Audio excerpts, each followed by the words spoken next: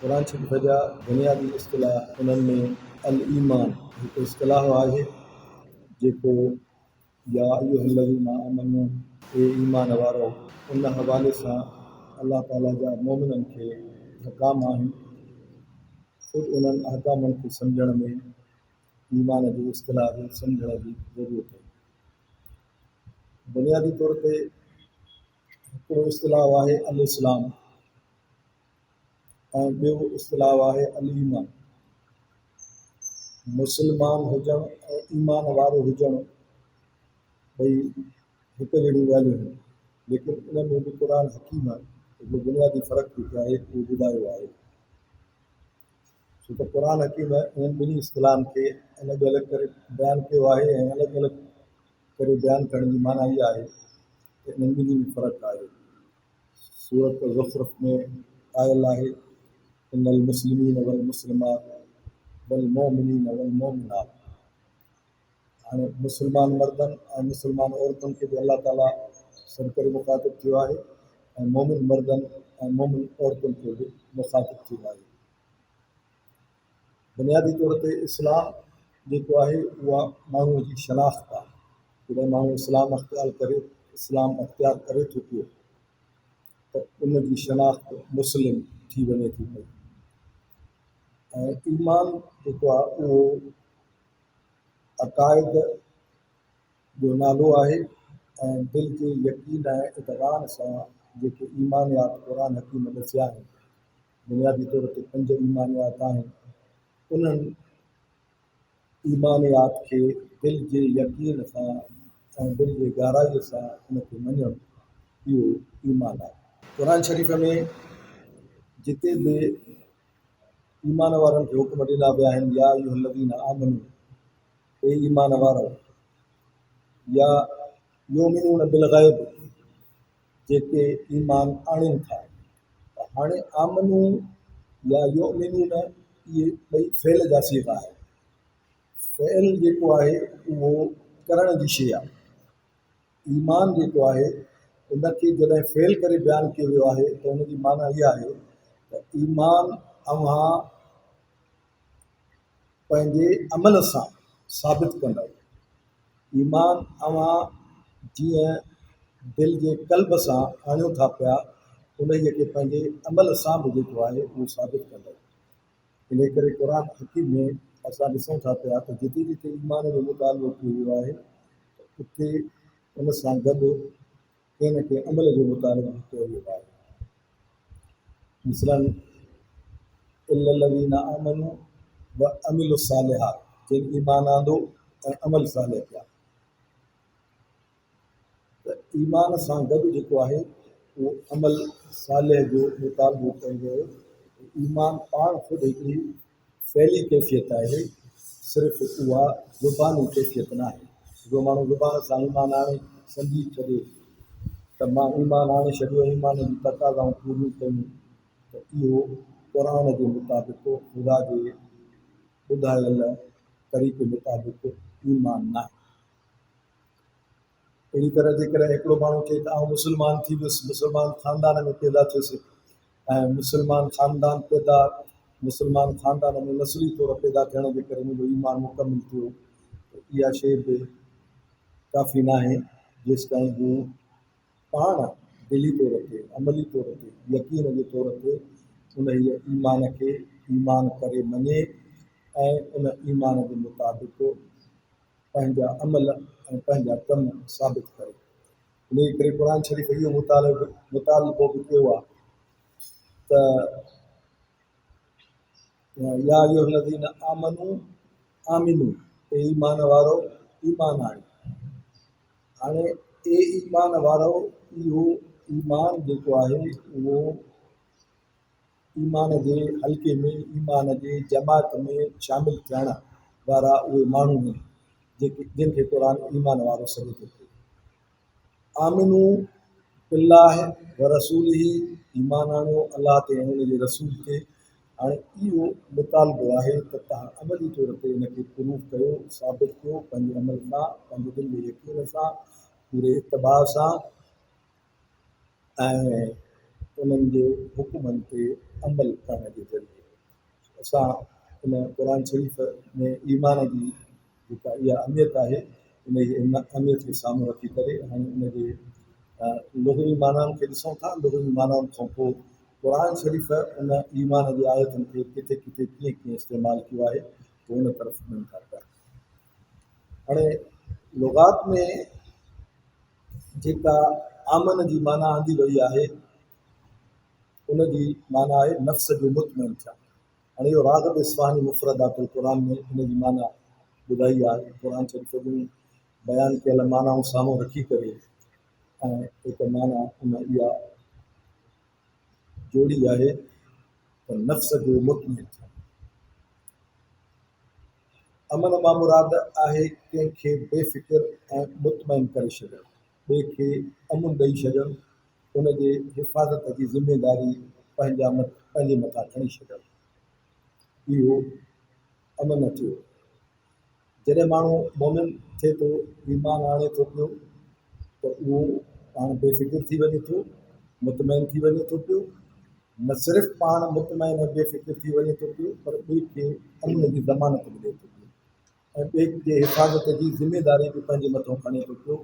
त मोमिन शख़्स उहो हूंदो जंहिंखां ॿिए खे अमुन हासिलु थींदो। इन करे मोमिन जॾहिं हिक ॿिए सां मिलंदा आहिनि त उहे हिक ॿिए खे अस्सलाम अलैकुम चवंदा आहिनि। अस्सलाम अलैकुम चवण जी माना बि इहा ई हूंदी आहे त मुंहिंजे तरफ़ां तुंहिंजे मथां सलामती आहे, मुंहिंजे तरफ़ां तुंहिंजे मथां सलामतीअ जो पैगाम आहे ऐं तूं मुंहिंजे सलामतीअ में अची वियो।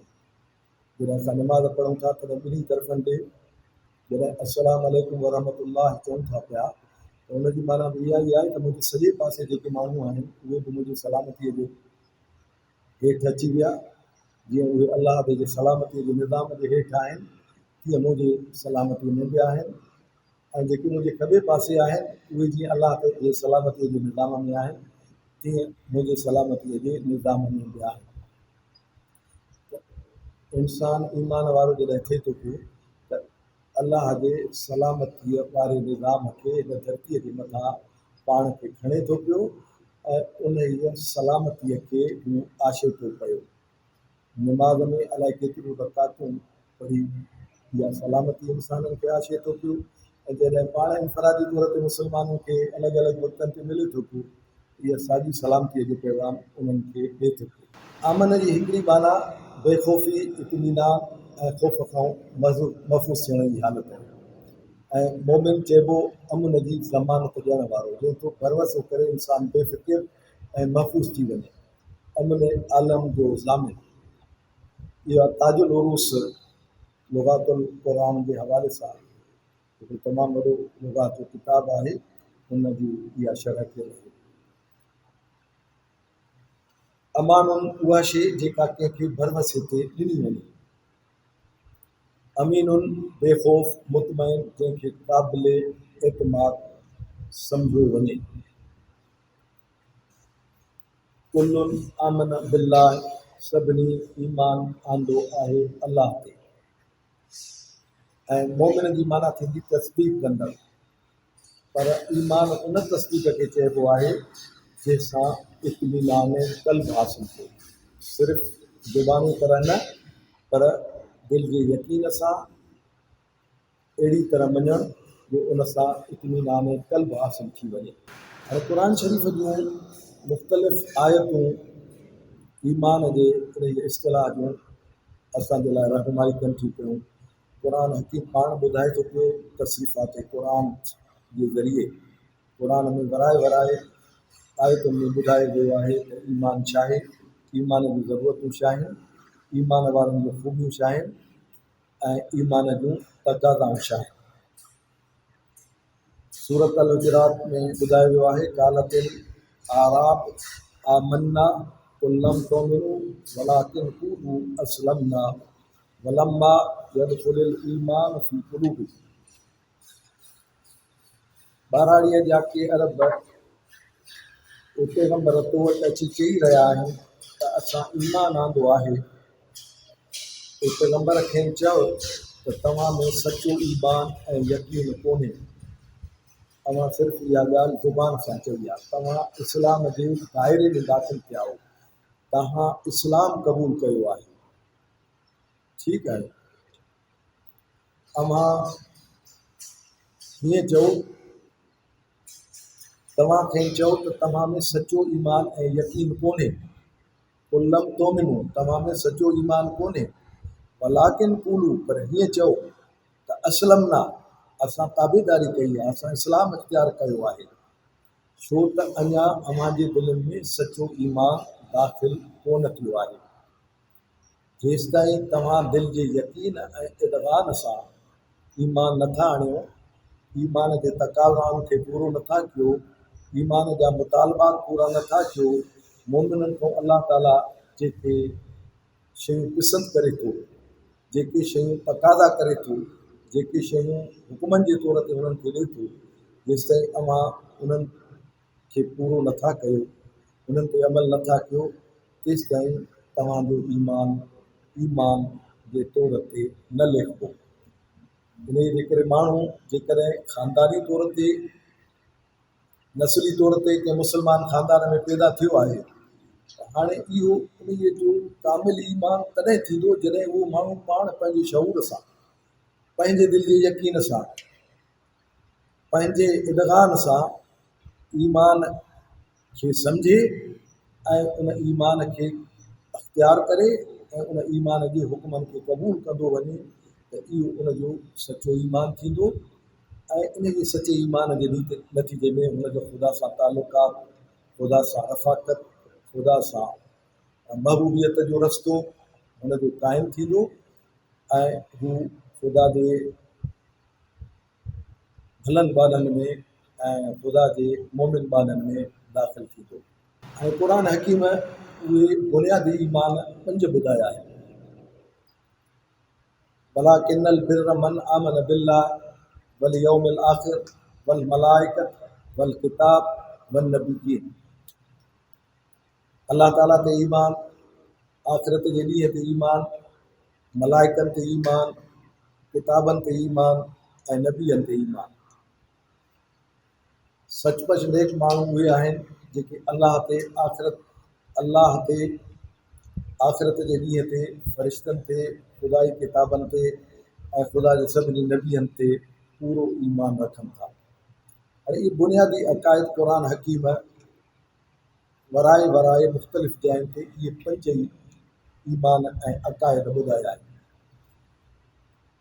अल्लाह ताला ते ईमान इहो आहे त अल्लाह ताला हिन काइनात जो ख़ल्क़ींदड़ आहे, इंसाननि जो ख़ल्क़ींदड़ आहे। हुन जीअं काइनात जे लाइ कानून रखिया आहिनि, हुन जीअं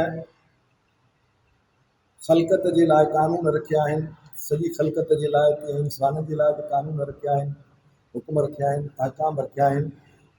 जीअं सॼी काइनात उन जे कानूननि ते हली हिकिड़ो काइनात जो नज़म क़ाइमु रखी वेठी आहे, तीअं इंसान अल्लाह ताला जे कानूननि ते, हुकुमनि ते हलंदो, हुनजी ज़िंदगीअ में नज़म क़ाइमु थींदो। इहो अल्लाह ताला ते ईमान आणणु आहे।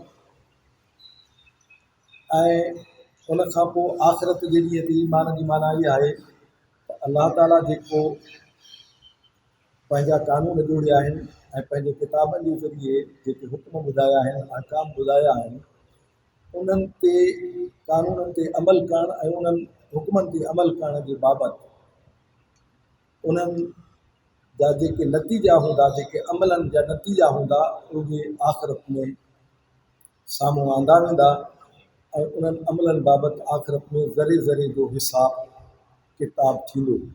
वमन यअमल मिस्काल ज़र्रतिन ख़ैरन यरह वमन यअमल मिस्काल ज़र्रतिन शर्रन यरह, जंहिं वारीअ जे दाणे बराबरि का नेकी कई आहे त हुनजो हिसाब किताब थींदो, ऐं जंहिं वारीअ जे ज़रे बराबरि का बदी कई आहे त हुनजो हिसाब किताब थींदो।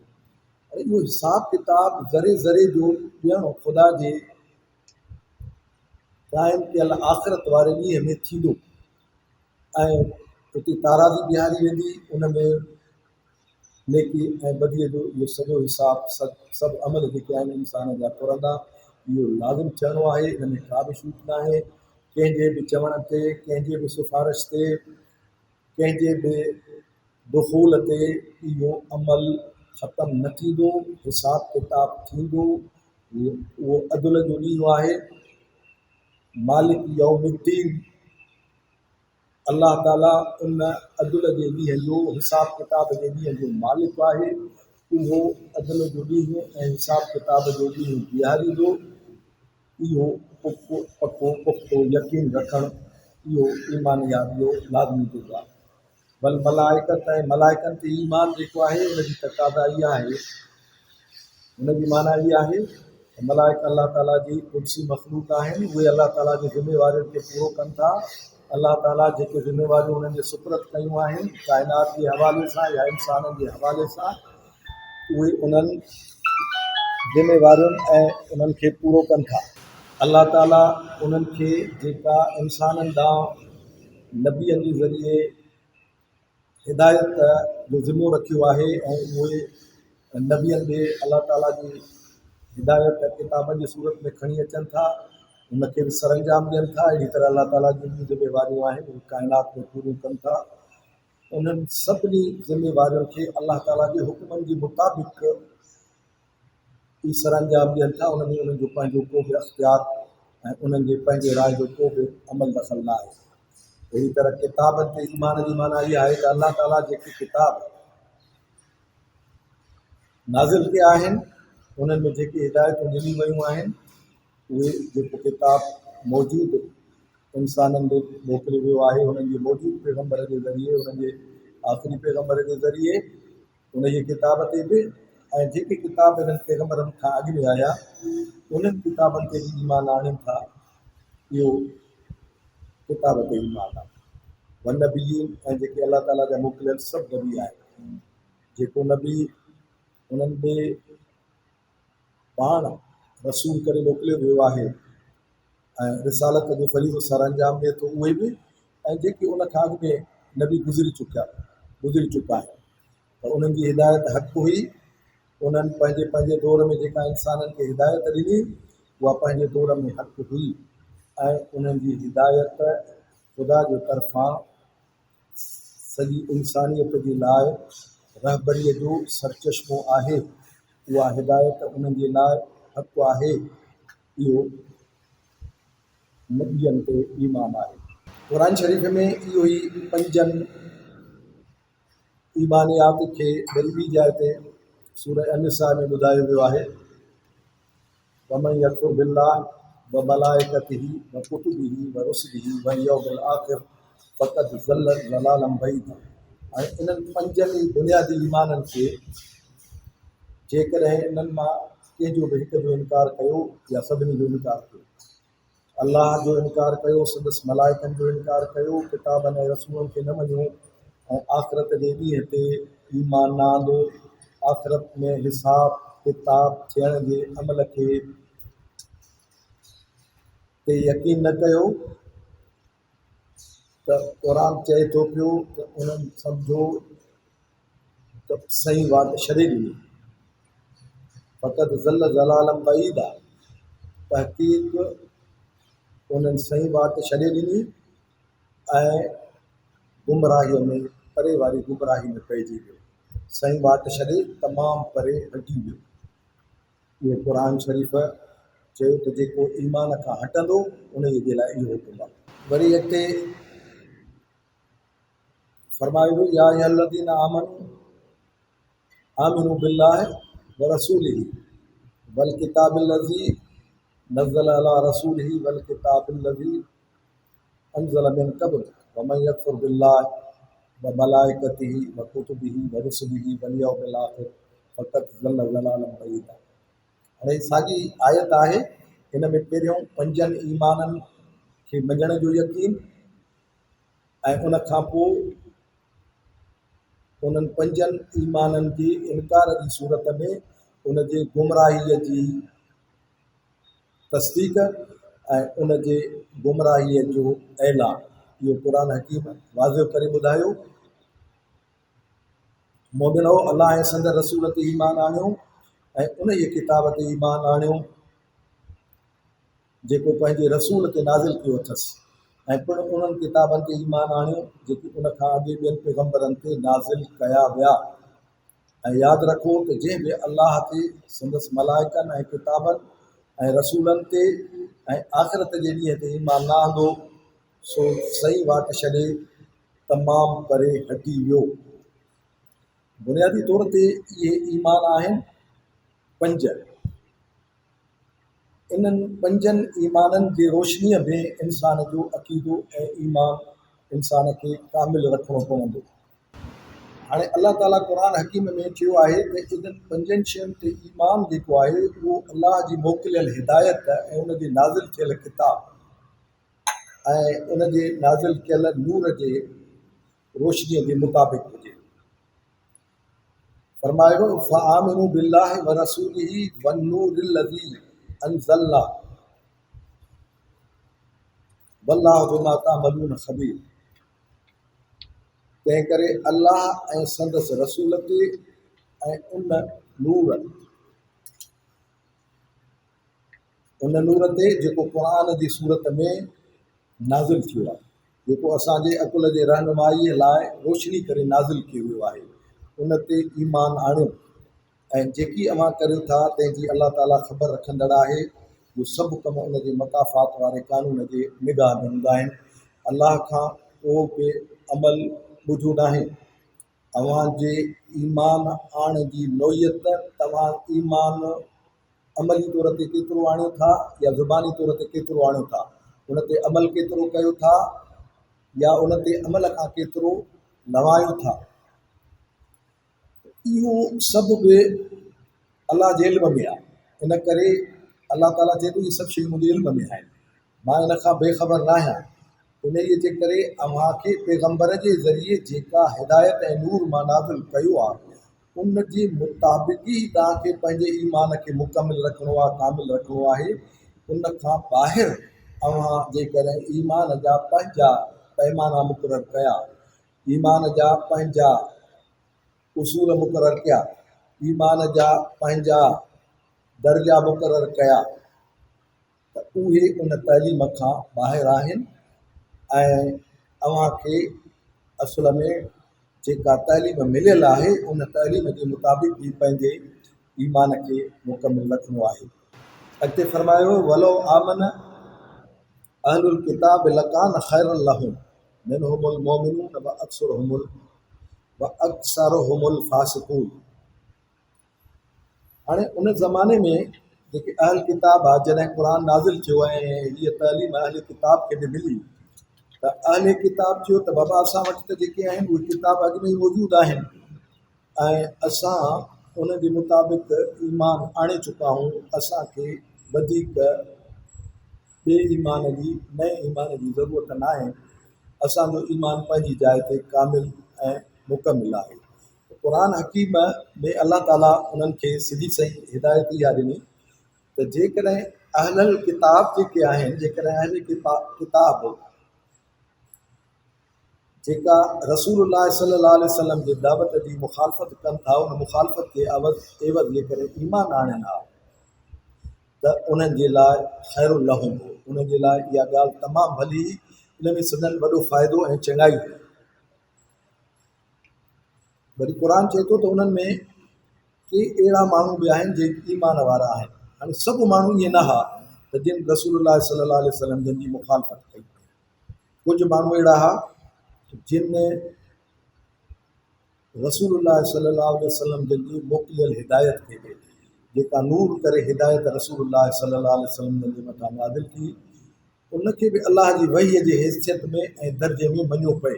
इहा बि अलाह जी वही आहे ऐं अलाह जो किताब आहे। असां हिनखे अलाह जे किताब खे मञूं था पिया, उहे ईमान इहो आणनि पिया ऐं क़ुर उन जी तस्दीक कई त कुझु माण्हू अहिड़ा आहिनि जेके ईमान वारा आहिनि। मिनहुमुल मोमिनून, कुझु माण्हू आहिनि जेके ईमान वारा आहिनि। त अक्सरुहुमुल फासिकून, लेकिन इन्हनि में अक्सरियत उन्हनि जी अहिड़ी आहे जिन में फिस्क आहे, उहे फासिक आहिनि ऐं उहे बेफ़रमान ऐं हक़ जी राह खां ॿाहिरि वेंदड़ आहिनि। छो त जेका हिदायत अलाह जे पारां उन्हनि खे आख़िरी हिदायत जे तौर ते आख़िरी पैगंबर खणी आयो आहे, उन जी हिदायत खे हिननि खे क़बूल करणु घुरिजे। छाकाणि त इन्हनि ॾे जेका ख़ुदि मोकिलियल हिदायत आहे, इन जी मोकिलियल हिदायत में खेनि चयो वियो आहे त जेका आख़िरी हिदायत तव्हां ॾे ईंदी उन जी हिदायत ते तव्हां ईमान आणींदव। ऐं इन्हनि खां इहो अहद वरितो वियो, हे उन अहद जी उन मीसाक जी ख़िलाफ़ वर्जी था कनि, इन जे करे इहो इन्हनि जो फिस्क आहे। जेकर ही पंहिंजे हिदायत खे मञण सां गॾोगॾु आख़िरी हिदायत खे नथा मञनि त इहो इन्हनि जो फिस्क आहे। ऐं इन्हनि मां अक्सर उन्हनि माण्हुनि जी आहे जेके फासिक आहिनि। क़ुर शरीफ़ अॻिते ॿुधायो त जेको ईमान क़ुर हकीम ॿुधायो आहे, जेको ईमान नाज़िल थियल किताब में ॿुधायो वियो आहे, सो ई असुल ईमान आहे। फ़इन आमनू बिमिस्ल मा अमनतुम बि फ़क़द इह्तदव। पोइ जेकॾहिं ही माण्हू अहिड़ी तरह ईमान आणनि जहिड़ी तरह अव्हां ईमान आंदो आहे, यानी जेका क़ुर शरीफ़ में नाज़िल थियो आहे उन जे तफ़सीलनि ते जीअं अव्हां ईमान आंदो आहे, अहिड़ी तरह हे बि ईमान आणनि त पोइ सम्झिबो त ही हिदायत वारा थिया आहिनि। पोइ ॼाणबो त हिननि हिदायत जी वाट वरिती आहे। इन लज़ीन आमनू वल्लज़ीन हादू वन्नसारा वसाबीन मन आमन बिल्लाहि वल यौमिल आखिर व अमिल सालिहन फलहुम अजरुहुम इंद रब्बिहिम वला खौफुन अलैहिम वला हुम यहज़नून। बेशक जिन माण्हुनि हज़रत मोहम्मद सल्लल्लाहु अलैहि वसल्लम ते ईमान आंदो ऐं उहे जेके यहूदी आहिनि, वल्लज़ीन हादू उहे जेके यहूदी आहिनि, वन्नसारा जेके नसारा आहिनि, वसाबीन या जेके साबी आहिनि, उहे केर बि हुजनि, कहिड़ी जमात में बि हुजनि, पर जंहिं बि ख़ुदा ते ऐं आख़िरत जे ॾींहं ते ईमान आंदो ऐं साले अमल कया, तन खे पंहिंजे ईमान ऐं चङनि कमनि जो पंहिंजे परवरदिगार वटां अजुर मिलंदो। ऐं अहिड़नि माण्हुनि लाइ कंहिं बि तरह जो न ख़ौफ़ हूंदो ऐं न वरी कंहिं क़िस्म जी ग़मगिनी। हाणे क़ुर हकीम इन में ईमान वारनि खे बि मुखातिब कयो आहे। ऐं उहे माण्हू जेके यहूदी आहिनि, वल्लज़ीन हादू ऐं जेके नसारा आहिनि, ऐं वसाबईन, साबईन में उहे सभु क़ौमूं अची थियूं वञनि जेके मशरिक़ी क़ौमूं आहिनि ऐं जन ॾे पंहिंजे पंहिंजे दौर में हिदायत ज़ाहिर आहे, सॼी दुनिया जे क़ौमुनि ॾे वई आहे, सॼी दुनिया जे इंसाननि ॾे वई आहे। ऐं क़ुर हकीम में कुझु जो ज़िक्र थियो आहे, कुझु जो ज़िक्र न थियो आहे। जिन नबियनि जो ज़िक्र न थियो आहे उन्हनि में उहे बि शामिल आहिनि जेके साबई आहे। क़ुर हकीम चए थो पियो त इन्हनि सभिनी ॾे जेका पंहिंजी पंहिंजी हिदायत वई, उन्हनि उन हिदायत ते ईमान आंदो, पंहिंजे पंहिंजे दौर में उन्हनि ईमान आंदो ऐं अमल सालिह कया, त उन्हनि जे लाइ अजुर आहे अलाह ताला वटि। फलहुम अजुरहुम इंद रब्बिहिम, अलाह ताला वटि उनजो अजुर आहे, उहो अजुर ज़ाहिर न थींदो। हर हिकु माण्हू खे उन पंहिंजे ईमान ऐं अमल सालिह लाज़मी तौर ते जेको आहे उहो अजुर मिलंदो, जेके बि हुजनि। इहे बुनियादी ईमान हिते क़ुर हकीम टे ॿुधाया आहिनि: अलाह ते ईमान, आख़िरत ते ईमान, मन आमन बिल्लाह वल यौमिल आखिर। ठीकु आहे, इहे बुनियादी ईमान हिते ॿ ॿुधाया आहिनि। ऐं व अमिल सालिह, ऐं जेको पंहिंजी अमली ज़िंदगी सालिह रखंदो, पंहिंजे ईमान खे हुन ज़ुल्म सां, नाइंसाफ़ीअ सां न लुआड़ियो हूंदो। वलम यलबिसू ईमानहुम बिज़ुल्मन, क़ुर शरीफ़ में चयो आहे त ईमान खे जेको आहे उहो पंहिंजे ईमान खे ज़ुल्म सां आलूदा न कयो। त जिन पंहिंजे ईमान खे ज़ुल्म सां आलूदा न कयो हूंदो ऐं अमल सालिह जी ज़िंदगी गुज़ारी हूंदी। अमल सालिह जी माना इहा आहे त हुननि पाण खे हक़ तलफ़ियुनि खां, ज़ुल्म खां, नाइंसाफ़ियुनि खां परे रखियो हूंदो। पोइ अहिड़नि ई माण्हुनि जे लाइ फलहुम अजुरहुम इंद रब्बिहिम, उन्हनि जो अजुर अलाह ताला वटि आहे। अलाह ताला उन्हनि खे अजुर ॾींदो, हिन ज़िंदगीअ में बि सलामतीअ जो, हिन ज़िंदगीअ में बि भलायुनि जो, हिन ज़िंदगीअ में बि चङायुनि जो उन्हनि खे उहो अजुर ऐं सिलो मिलंदो, ऐं आख़िरत में बि उन्हनि खे अजुर मिलंदो।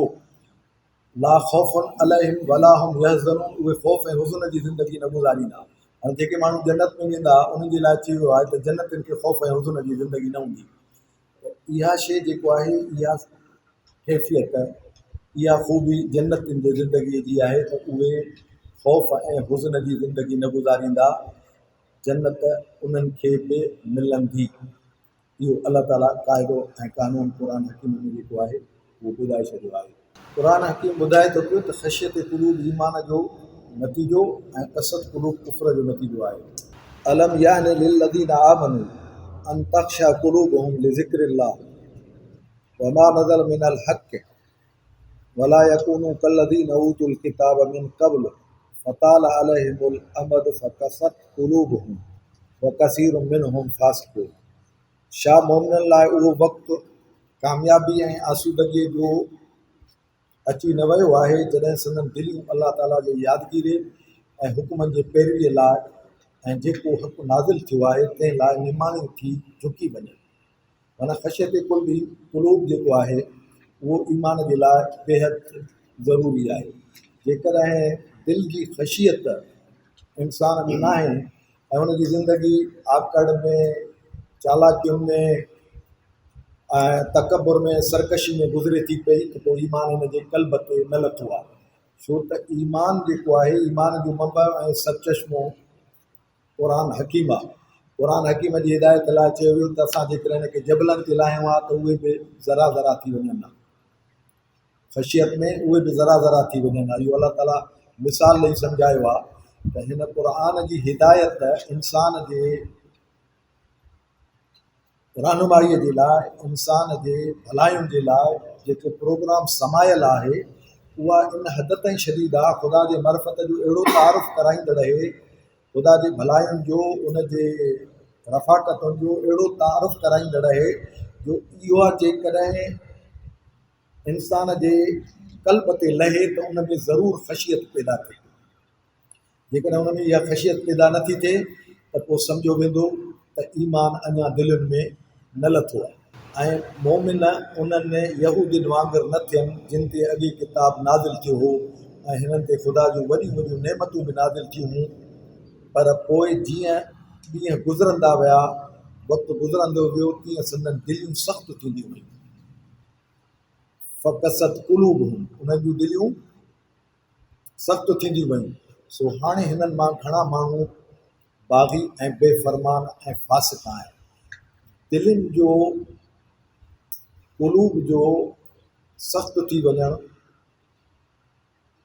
ऐं उन ते ताला लॻी वञणु, क़ुर उन खे ताला लॻी वञण बि चयो आहे। त इहो जेको आहे, इहो जॾहिं माण्हू ईमान जी वाट खां थोरो बि थिड़े थो पियो ऐं पंहिंजे ख़्वाहिशुनि, नफ़्सानी ख़्वाहिशुनि खे पंहिंजो दीन थो बणाए, या जेको अलाह ताला नाज़िल कयो आहे उन खां अलावा ॿियनि हिदायतुनि खे पंहिंजो रहनुमा थो बणाए, त पोइ इंसान में उहा ख़शियत ईमान वारी पैदा नथी थिए जेका क़ुर जो एजाज़ आहे, जेका क़ुर जी वॾे में वॾी ख़ूबी आहे। त उहा इंसाननि जे दिलनि ते ख़शियत तारी कंदी। सो उन जी हिदायत खां ॿाहिरि इंसान उन इहा ख़शियत खे आहिस्ते आहिस्ते विञाए वेंदो ऐं पोइ हू जेको आहे उहो नाफ़रमानियुनि जी, सरकशीअ जी ऐं इनकार जी ज़िंदगी गुज़ारींदो। अॻिते फरमायो वलयअलमल्लज़ीन ऊतुल इल्म अन्नहुल हक़्क़ु मिर रब्बिक वयुमिनु बिही फतुख़्बित लहू क़ुलूबुहुम व इन्नल्लाह लहादिल लज़ीना आमनू इला सिरातिल मुस्तक़ीम। पहिरों हुन में हीअ मसलियत बि हूंदी आहे त हे पैगम्बर जिन माण्हुनि खे इल्मु मिलियो आहे से ॼाणे वठनि त उहो मामिलो फ़िल हक़ीक़त अलाह जे तरफ़ां खां आयो आहे। अन्नहुल हक़्क़ु मिर रब्बिक, जिन खे इहो इल्मु ॾिनो वियो आहे, इहो हक़ु आहे उन्हनि जे रब जे तरफ़ां।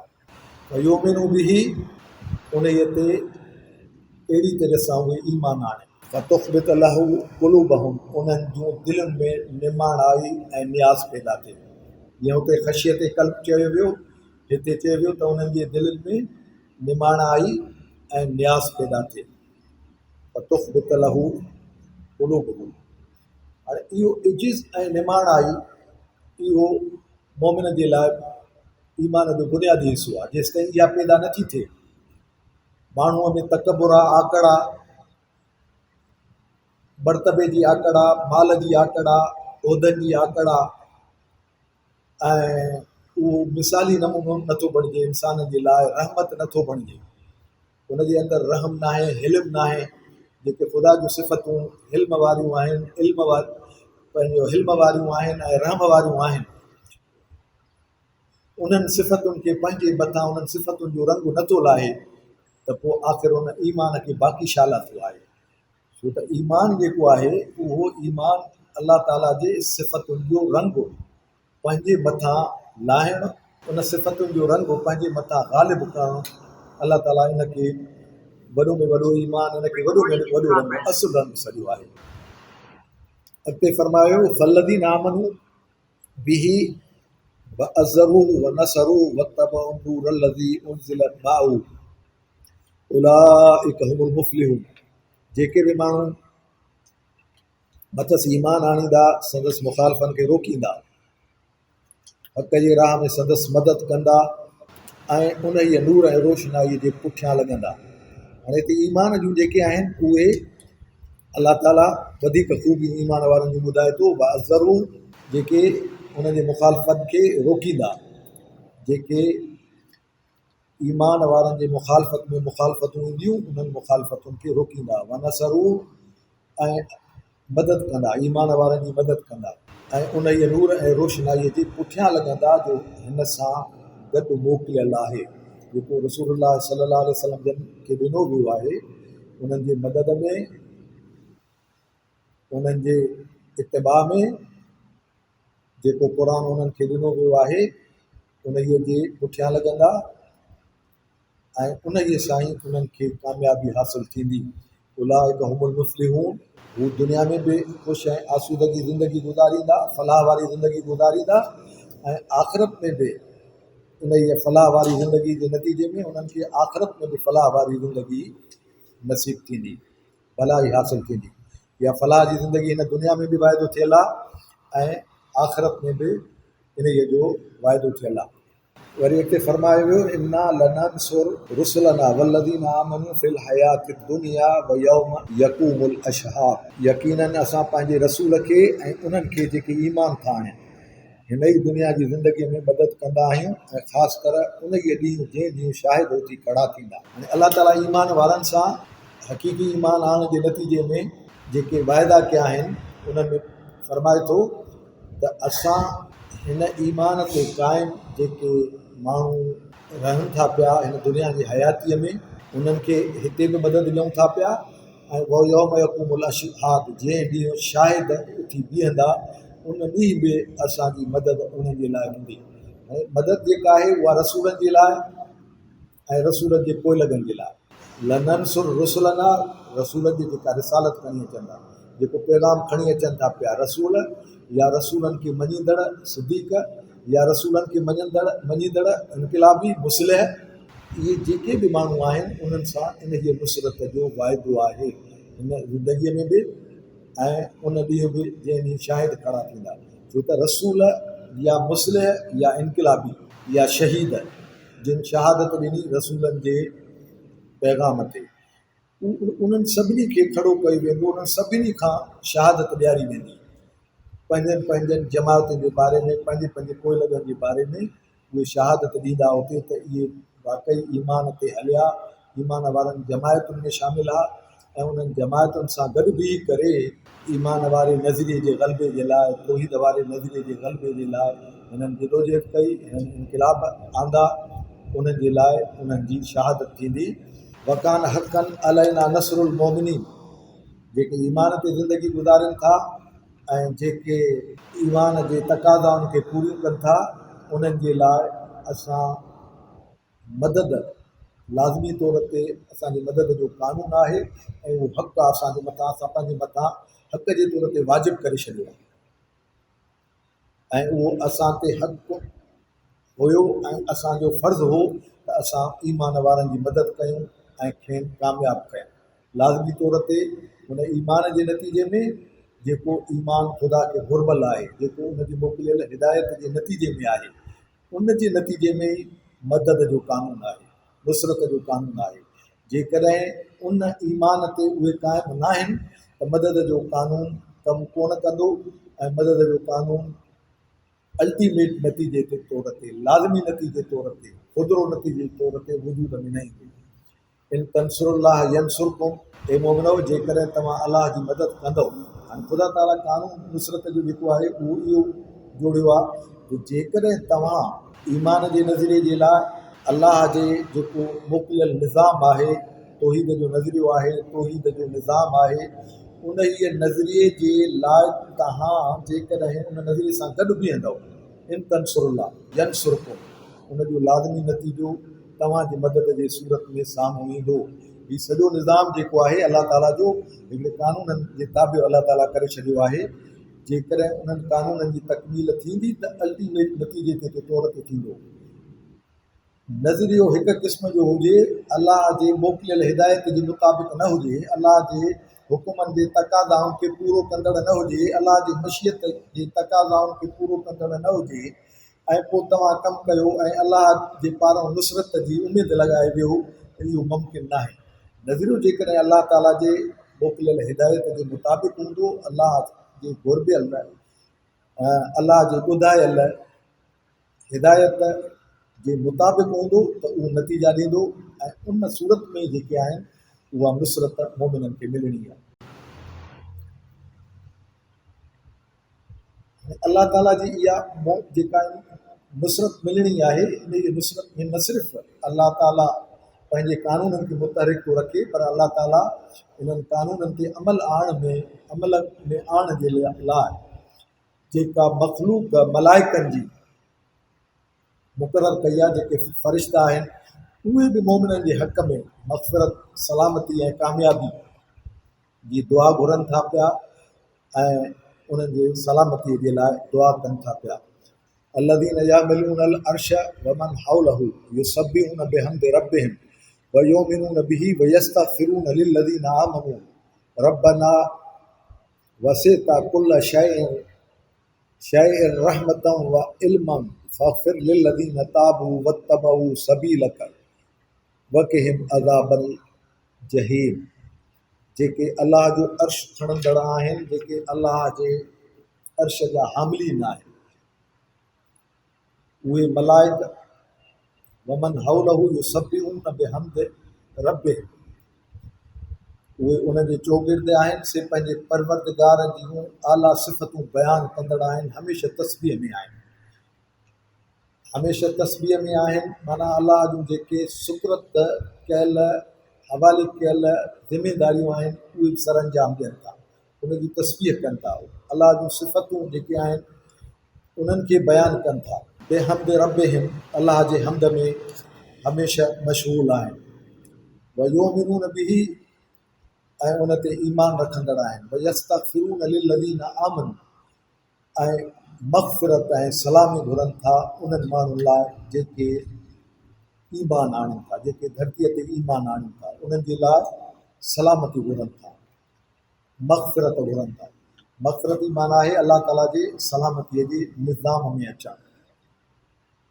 इहा मग़फ़िरत ज़बानी कलामी न, पर अलाह ताला जेको मग़फ़िरत जो सलामतीअ जो जेको निज़ाम ठाहियो आहे, उन निज़ाम खे हिन धरतीअ ते अमल में आणनि था पिया।